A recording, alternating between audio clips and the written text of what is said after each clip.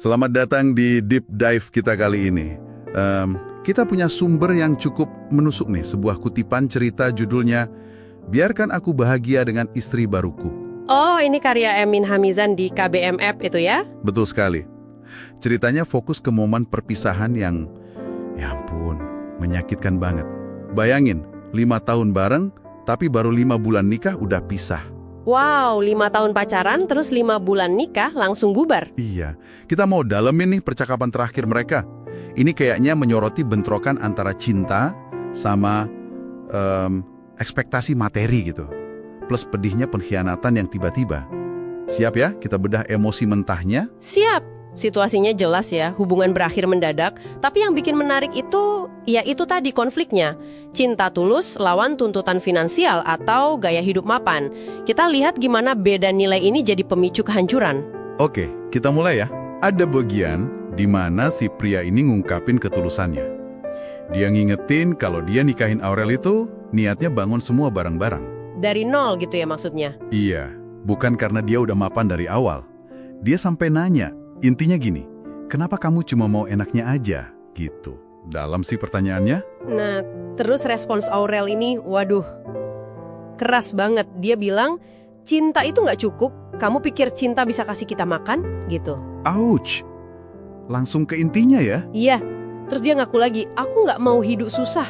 Kamu pikir aku nggak capek pura-pura bahagia? Ini jujur tapi brutal ya. Kayak nggak ada kompromi sama sekali, beda banget pandangannya soal dasar pernikahan. Pasti nyesek banget ya buat si pria. Di cerita digambarin kata-kata Aurel itu seperti palu yang menghantam dadaku. Dia sampai mastiin ini beneran karena ada pria lain, si Rian itu. Terus gimana? Dikonfirmasi? Kayaknya iya. Dan begitu jelas, keputusannya si pria ini cepet banget, walau pasti sakit ya. Dia bilang, yaudah kita cerai hari ini, keluar kamu dari rumah ini. Gitu. Wah, langsung saat itu juga ya? Iya. Tambah dramatis lagi ada deskripsi hujan deras di luar. Cepet banget ya perubahan situasinya. Dari ngobrol, jadi keputusan cerai, gitu. Betul. Dan kecepatan ini nih, 5 tahun pacaran ambruk dalam hitungan menit setelah 5 bulan nikah itu poin penting. Kenapa tuh? Ini nunjukin betapa mungkin rapuhnya fondasi mereka. Atau paling nggak betapa bedanya ekspektasi dasar yang baru kebuka pas sudah kritis gini. Ini kayak cerminan dinamika nyata loh.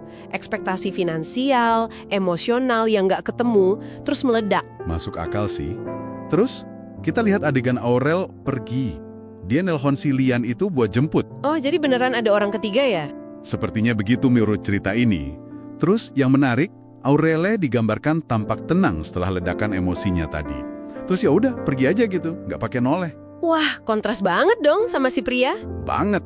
Kita lihat si pria ini batinnya bergolak. Nggak percaya, patah hati, dia sampai gumam, bagaimana bisa? Tega mengkhianatiku gitu. Sambil keingat mimpi-mimpi mereka dulu. Pasti campur aduk ya perasaannya ya? Iya, ada kalimat yang nusuk banget. Aku benci kamu, tapi aku lebih benci diriku sendiri karena masih sayang sama kamu. Itu kayak potret klasik orang yang bingung dan sakit hati karena dikhianati kan? Iya, betul. Kebingungan, marah, tapi masih ada sisa sayang. Kompleks banget. Terus di akhir kutipan, si pria ini kayak merenung gitu ya, mencoba memahami situasinya. Bener. Dia mikir, mungkin aku bukan yang terbaik buatmu, tapi aku yakin aku pernah jadi yang paling tulus. Ini menarik. Menariknya gimana? Selain nunjukin kesedihan, ini bisa jadi langkah awal dia bangun lagi harga dirinya. Dia kayak membingkai ulang situasinya, fokus ke ketulusan dia sendiri, tapi dia nggak berhenti di situ. Ada tekad buat bangkit. Oh ya? Dia bilang apa? Dia bilang, suatu hari nanti aku akan menemukan kebahagiaan yang baru. Ini penting.